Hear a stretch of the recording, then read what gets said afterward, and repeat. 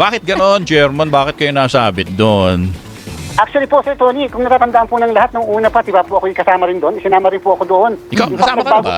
Opo, nagbago po ang kanilang statement at kaya nga po nakakalungkot na nakakatuwa naman yung kanilang mga pagbabago. Dahil nung una po, 4 na maleta eh. Ngayon po, ginawa na lang po isang bag na maliit na black na 10 million daw. Na-downgrade pa yung ano. Parang- Nakupi pa. Feeling ko, Parang medyo- binukulan ka pa. Oh.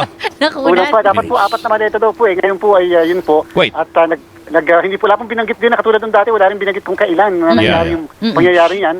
Eh, hindi na po ako nagulat kasi nga po, dinawit na po nila ako doon kahit wala pong detalye, kahit wala pong sinabi.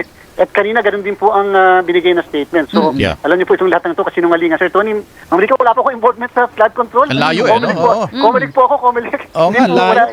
Hindi po ako kontratista at wala rin po akong, ang akin pong, bago ako pumasok sa gobyerno, ako po yung isang practitioner. At the same time, nasa academe. So, wala po akong involvement sa paggagawa ng kalsada o paggagawa ng mga flood control project. Hindi po engineer si Attorney George Garcia. Eh, hindi rin ma-engineer ang mga nangyari dun sa balota. Actually, so sabi nyo nga po, Chairman, nung una pa lang silang lumabas, pinangalanan na kayo. Hindi ko kasi maalala din sila. sinama ka Oo, doon.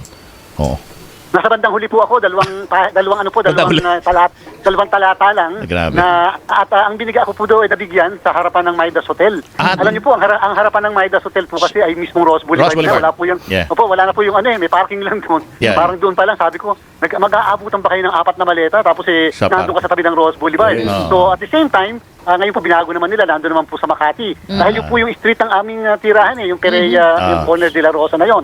So nakita niyo po, iba dali po makuha kasi yung street namin dahil halos public na naman po kung saan ako nakatira. Ang akin lang po, pabago-bago statement, base sa kung anong dikta, kung sino man yung nagdidikta. At pagkatapos, ang ginawa ko po kasi nung una, hindi ako nag-file ng kaso. Sabi ko, naaawa ako sa ganito dahil alam ko, pero nasa likod niyan, at the same time ay, alam niyo na kapag may ipinangako, halimbawa, nag-imbestiga po ako at nalaman ko doon po sa lahat ng mga nag-aako sa isa lang daw po yung nagdadawit sa akin at pagkatapos po ay binanggit pa sa akin kung sino yung handler, yung mga ika ay nasa likod, may kanya-kanyang handler po pala yung mga ganyan. And therefore may nagsisigurado na kung anong sasabihin at may nagsisigurado kung ano ang pagbabago ng mga sasabihin. So yung handler, natukoy nyo na kung sino?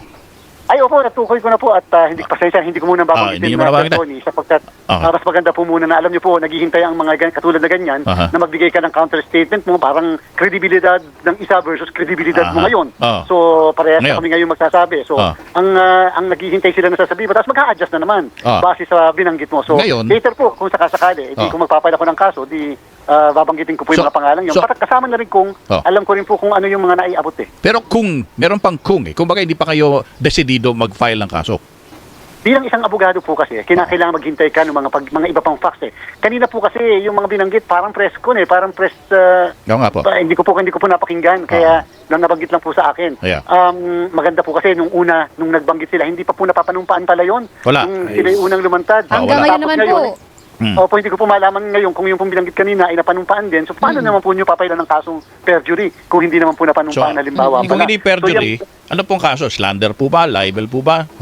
Ay, pwede pong yung mga ganyan. Pwede po natin mapapag-aralan yan. Ang akin lang po is, may mga developments pa yan. Hindi po matatapos dyan. So, kasi alam nyo kapag naglulubid ka ng kasinungalingan ng buhangin, ika nga.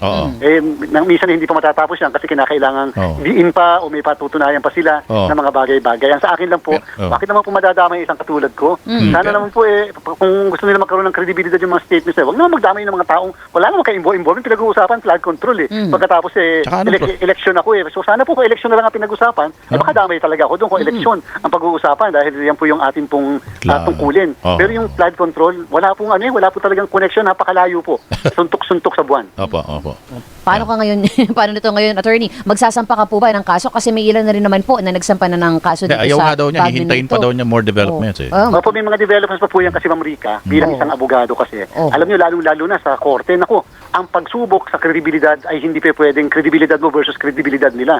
Pag nagtanong ka na at pagkatapos na cross-examine mo na yung mga ganyang tao, yung mga ganyang bagay, dyan yung mahuhuli ngayon. Pag pinagtugma-tugma na at pagkapagkatapos yung mga statements ay nagkatahi-tahina, ayun po, napakahirap kapag lalo't hindi ka nagsasabi ng totoo. Meron na kasi mga nauna nag-file ng libel and cyber libel cases So, So sa tingin ko nga rin kung gayahin na sana sila. Pero kita niyo po, kung ako yung nag-file kagad nung una, tapos ngayon, nung una kasi sa 4 na maleta, ngayon nabawasan. Ngayon nakupitan pa ngayon 10 million na lamang at pagkatapos black na bag na maliit. So pero at least hindi na ako miyembro ng maleta club, nandun na lang ako sa bag na maliit. Sa bag na lang. Opo, medyo masakit po rin yung akusasyon na ganyan. Kaya lang, at least po, kitang-kita niyo po yung pagbabago ng bakit bigla naman lumabas ang pangalan ko? Samantalang noon naman pong nandun na sila nung isang linggo, wala naman pong pangalan ko, parang nawala doon sa una nilang akusasyon. Ngayon, itinasok na pilit na naman akong isinama. So, nakakalungkot, pero ibig sabihin, pwedeng lahat kahit sino mabibiktima sa ganito. Si Mike Defensor ba na nakasalamuha mo na ba yan ever sa iyong karera?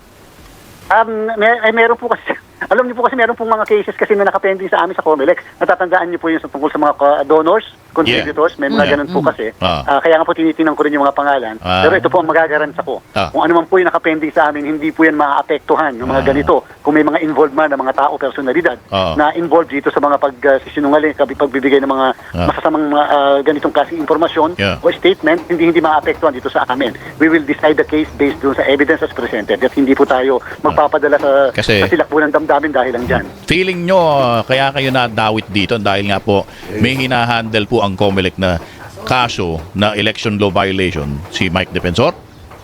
Hindi ko po sinabi yun. Or possible involvement po ba siya, attorney? Meron po kasi kaming mga, inaalala niyo po, merong isang incumbent na senador na na-dismiss po yung kaso dahil nga po sa hindi nag-reveal ng pangalan ng mga donors. Pero yung po mga donors po kasi ay tinuloy po ni COMELEC ang kaso sapagkat hindi po nabago yung batas.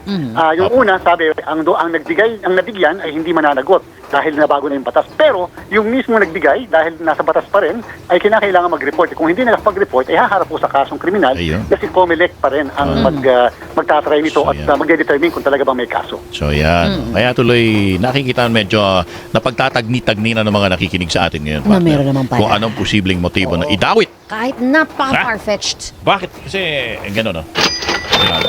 The COMELEC is only in concern with balota, not Maleta. Kasi nagkamali lang siguro because the balota sounds like Maleta.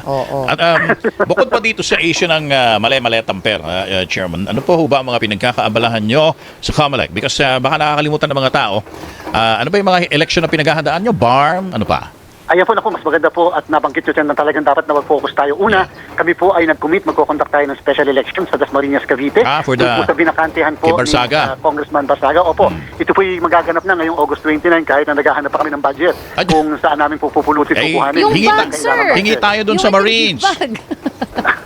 Kulang po kasi 10 million yung kulang pa? Maliit. 200 million po yung kailangan namin doon sa conduct ng election sa Cavite. Yung baleta na yun. For a special election, 200M? Kasi naman po ang botante po sa buong distrito ng Cavite ng Dasmariñas ay 450,000. Ganyan po sila kalaki. And therefore, ganyan po kalaki yung gagastusin po natin. After po noon, meron naman po tayong tinatawag natin na yung pong Bangsamoro Parliamentary Election. Kauna-unahan. November po yun? Sa ating bansa. Kauna-unahan po yan.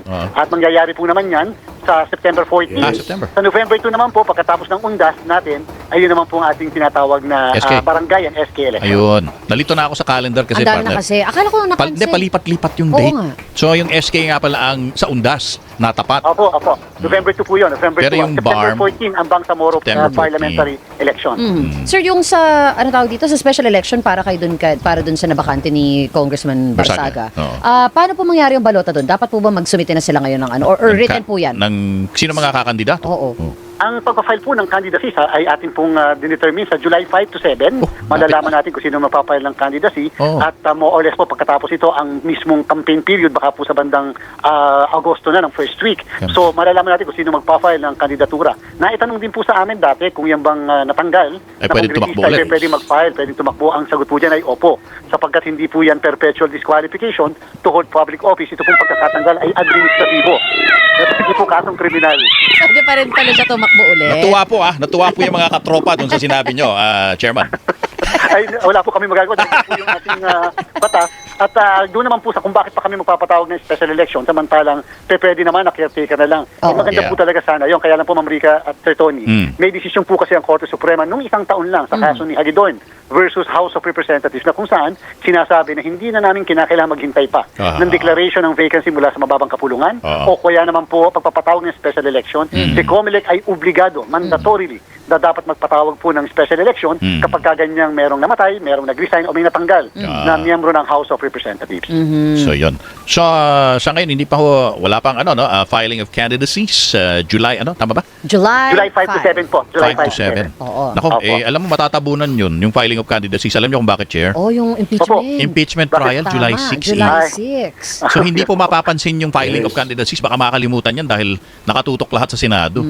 Pero huwag sanang kalilimutan ng mga kababayan natin lalo na po sa Dasmariñas na may eleksyon. Ang importante mag-participate sila sa halal. Sayang din po yung magagastos natin. At siyempre para makapaghalal sila ng representante nila. At yung pumbang Samoro, yung po yung 4 na beses nang nare-reset. Ito na po yung pagkakataon natin na ito ituloy na at all cost. At siyempre yung barangay ng SK elections upang kung dapat palitan yung mga leader natin sa barangay o dapat i-retain, pagkakataon din po natin Chair, ito. ang special election po ba, posibleng ho din ba magkaroon ng failure of special election? Kapag po nagkaroon ng mga tinatawag na halimbawa terorismo, violence, o kaya yung tinatawag na force majeure, kapag kayo mag-e-election, bigla na lang I hate that word. Opo, yung... Lilito tayo dyan yan. Ano pa po, lindol, bagyo, o kaya naman yung pagtutok ng bulkan na maapektuhan yung pag-conduct ng eleksyon. Sabi po ng batas, pwede kaming mag-postpone na eleksyon, pero ito pong postponement ay hindi dapat tatagal lang ng 30 araw makatapos mangyari yung pangyayari na magpo-postpone ng halalan. So no other reasons except for those na binanggit nyo, Chair, na magkakaroon ng po, hindi po pwede yung mga ibang kadahilanan, maliban sa nakalagay doon sa batas natin. Okay. At saka yung pag-screen ng candidates, wala na pwedeng ituring na nuisance candidate sa ganitong special election. Pwede pa rin naman po, kaya lang, pwede pa rin may mag-file ng nuisance. Kaya lang po, alam nyo... paano kung yung tinanggal nga, magkaka-election siya yung naging original nuisance? Paano nangyari yun? Ganito po, basta sa amin, tatanggapin namin yung lahat ng certificate of candidacy. Kung bigla may magpapail ng mga kaso, tatanggapin din po namin yung mga ipapail na kaso. Titingnan natin kung ano man ang merits ng kanilang sinasabi. Oh my. Pero pwede pa rin bumalik. Kasi nga kaya ka nga tinanggal dahil ang turing sa'yo sa kamara, nuisance ke. Tapos ikaw tatakbo, hindi ka... Administrative nga lang. Administrative Hindi lang. naman perpetual Sige. disqualification. Anyway, so Johnny, dahil nga po siya punong-puno ang kalendaryo nyo all the way to November. Tapos dadawit ka pa sa mga maleta. Bag na nga lang. So, bag po, Sir Tony, bag po, baka po hanapan ako ng misis ko ng maleta, bag po ang sinabi. Mali kasi yung title. Mali yung title kasi ng inyong opisina. It is the Elections with Commissions. Parang ganun pala. Sorry, biro lang. Chairman, biro lang.